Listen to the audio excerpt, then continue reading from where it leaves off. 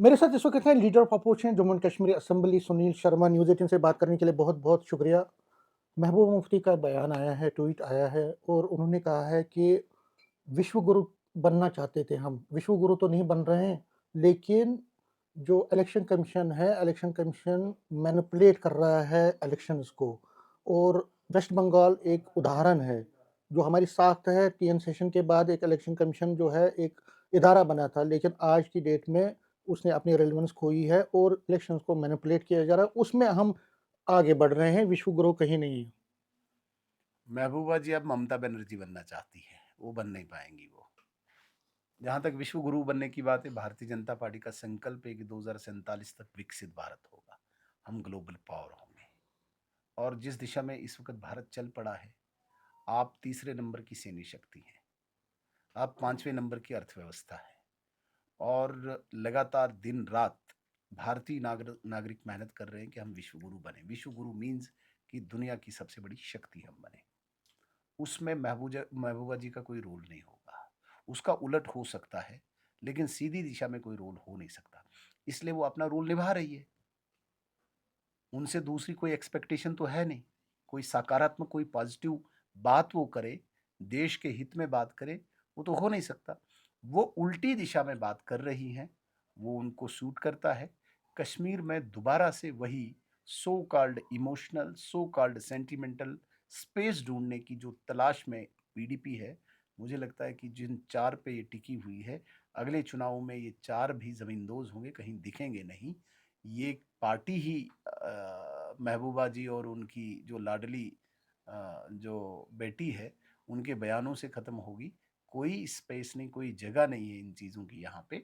भारत विश्व गुरु बनेगा, Bharat global power बनेगा, उसमें महबूबा जी का कोई योगदान की कोई अपेक्षा भी नहीं है, आवश्यकता भी नहीं, नहीं। नहीं, वो विश्व गुरु कह रही है कि विश्व गुरु बनना था हमें, लेकिन उसके उलट हो रहा है कि इलेक्शन कमीशन जिस तरह से मैनिपुलेट कर रहा है, उनके मुताबिक मैनिपुलेट कर रहा है इलेक्शन, उसमें हम अपनी एक तो साख बढ़ा रहे हैं। महबूबा जी को पूछे, तमिलनाडु में भी मैनिपुलेट हुआ, केरला में भी मैनिपुलेट हुआ? हुआ?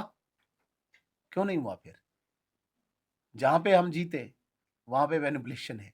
जहाँ पे वो जीते, वहाँ पे तो नॉर्मल है, अनबाइस्ड है, न्यूट्रल है। तो ये दोहरे मापदंड, देखिए महबूबा जी का कोई ग्राउंड रहा नहीं है, कोई आधार रहा नहीं है। मैं कह रहा हूँ, और वैसे भी नेशनल पॉलिटिक्स में महबूबा जी का कोई रोल तो है नहीं। 4 एमएलएज़ की पार्टी, वो भी 4 इनके साथ हैं या किसी और के साथ हैं, वो भी उनको नहीं पता। अब 4 पार्टी एमएलएज़ वाली पार्टी, अब चलिए देश को दिया दिखाने। अब चलिए इलेक्शन कमीशन ऑफ इंडिया को बात करने। जो रोल तुमको जम्मू कश्मीर में दिया है, वो निभा रहे हैं आप? आपने कभी लोगों की बिजली पानी की बात कही? आपको 4 एमएलए दिए, उन्होंने कभी इश्यू कोई उठाया? सड़क, पानी, अस्पताल का? वो तो रोल अपना निभा नहीं रहे हैं। अब चले हैं देश को दिया दिखाने के लिए। ये तो बड़ी अजीब विडंबना है। जिस पार्टी का कोई आधार नहीं, जिस पार्टी का कोई कार्यकर्ता नहीं, जिस पार्टी की कोई पहचान नहीं, लखनपुर तो दूर की बात है, काजीकुंड से इधर भी जिनका आधार खत्म हो चुका है। बाहर पूरे देश में अगर पीडीपी पूछोगे तो वो बोलेंगे किस जानवर, किस चिड़िया का नाम है ये पीडीपी, कौन है ये पीडीपी? वो उनकी लीडर अब चली हैं देश में पॉलिटिक्स करने। ये अजीब लगता है, क्योंकि ये अपने दायरे में नहीं रहते हैं। मुझे लगता है कि ये अपनी सीमा को लांघ के बाहर निकलते हैं, और यही इनकी जो अंतिम यात्रा इस पार्टी की है, यही कारण बनेगा इसका। पीडीपी के साथ-साथ अगर हम नेशनल कॉन्फ्रेंस और कांग्रेस की बात करें, तो जब हम उनसे बात कर रहे थे, उन्होंने कहा कि ये तो इलेक्शन कमीशन जीता है, मैनिपुलेशन हुए। राहुल गांधी का ट्वीट तो अपनी जगह, राहुल गांधी के स्टेटमेंट्स, लेकिन जम्मू कश्मीर इकाई के जितने भी लीडर हैं, नेशनल कॉन्फ्रेंस के मिनिस्टर्स हों, लीडर्स हों, वो भी यही कहते हैं कि ये तो इलेक्शन कमीशन जीता है वेस्ट बंगाल में। तो क्या उनसे अपेक्षा करोगे कि वो बोलेंगे कि मोदी जी ने मेहनत की? कभी नहीं कहेंगे। वो कैसे कहेंगे? उनके पास देखिए अ, कोई मटेरियल नहीं है, कोई कंटेंट नहीं है। जो पार्टीज अब खत्म हो चुकी है, कांग्रेस क्षेत्रीय दलों के सहारे कहीं कहीं पे भी अपनी स्पेस ढूंढ रही थी। आप देखिए जम्मू कश्मीर में उन्होंने अपनी पार्टी बेच दी है नेशनल कॉन्फ्रेंस को। पास में जाएं पंजाब में, वहाँ पे अब उन्होंने पार्टी भेज दी है आम आदमी पार्टी को। यहाँ यूपी में जाएं, वहाँ पे उनने अपनी कांग्रेस पार्टी को बेच दिया है अखिलेश यादव को। महाराष्ट्र में जाएं, वहाँ पे कांग्रेस को भेज दिया है शरद पवार को। बंगाल में जाएं, वहाँ पे कांग्रेस को भेज दिया है टीएमसी को। तो क्षेत्रीय दलों के सहारे जो अपनी स्पेस ढूंढ रहे हैं और वो बाद में इलेक्शन कमीशन ऑफ इंडिया पे सवाल खड़ा करें। उस इलेक्शन कमीशन ऑफ इंडिया को, जिस इलेक्शन कमीशन ऑफ इंडिया ने 90 लाख उन वोटर्स को आइडेंटिफाई किया जो थे ही नहीं, जो न भारतीय थे, न वो काफ़ी लोग उनमें न ज़िंदा थे। इसी पे तो ज़्यादा विवाद है कि वो कह रहे हैं लगातार कि यही चीज़ की है इलेक्शन कमीशन ने डेलिबरेटली आपको फ़ायदा पहुँचाने के लिए। तो निकालें ना, वो वोटर्स निकालें, जिन वोटर्स को काटा है। अब वो बांग्लादेशियों को यहाँ पे वोटर बनाएँगे तो वो तो किसी कीमत पे भी बर्दाश्त नहीं किया जाएगा। वो मृतकों को जीवित रखेंगे वोटर लिस्टों में, वो कैसे बर्दाश्त किया जाएगा? तो इलेक्शन कमीशन ऑफ इंडिया अगर ये काम नहीं करेगा तो वो तो फिर अन्याय कर रहा है देश के साथ। इतनी बड़ी संस्था, इतनी बड़ी बड़ा इंस्टीट्यूशन जो इंडिपेंडेंट है, जो ऑटोनमस है, उनको ये काम करना चाहिए। जो वोटर गलत है उनको बाहर निकालना चाहिए। और विदेशियों के आप वोटर यहाँ वोटर कार्ड बनाएंगे, ये तो गलत बात है। ये तो देश के साथ धोखा है, ये देश के साथ गद्दारी है। मैं तो कहता हूँ कि वो लोग जो इन लोगों को वोटर बनाते हैं उन पे यूएपीए का कानून उन पे लागू होना चाहिए। कैसे बन सकता है एक बाहर विदेशी यहाँ पे वोटर? आप उसको सिर्फ डिलीट नहीं करो, इलेक्शन कमीशन ऑफ इंडिया को वहाँ से आगे एक स्टेप जाना चाहिए। जो भी उसमें इन्वॉल्व होगा, चाहे वो बीएलओ हो, चाहे वो कोई भी बड़े रैंक का ऑफिसर हो, जो भी विदेशियों को वोटर बनाता है, उनके अगेंस्ट यूएपीए अनलॉफुल एक्टिविटीज़ का वो एक्ट लगना चाहिए उनको। सिर्फ इतना ही नहीं, कांग्रेसियों को ये पीड़ा हो रही है, कांग्रेसियों को ये पीड़ा हो रही है, पेट दर्द हो रहा है कि बाहर के वोटरों को यहाँ रखो आप।